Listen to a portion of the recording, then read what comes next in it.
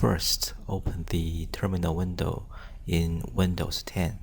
Type command mkdir apps to create a new folder.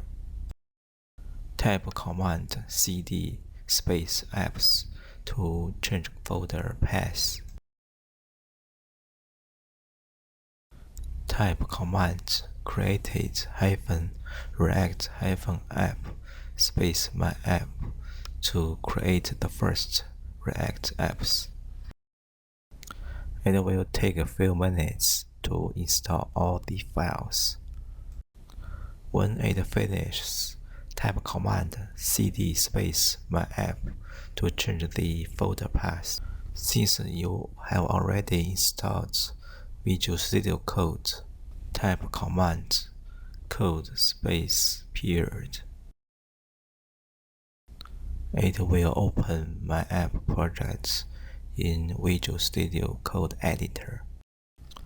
Let's install some extensions first.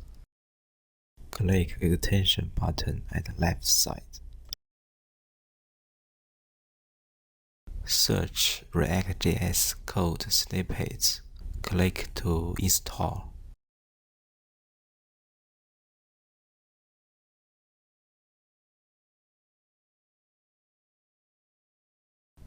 We will use this extension a lot in later videos. Next, open Terminal menu. Make sure it's in the current My App folder. Type command npm space start. It will start the local server and open a browser window.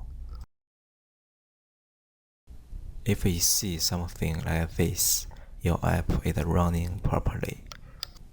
In next video, we will start to create our first React component.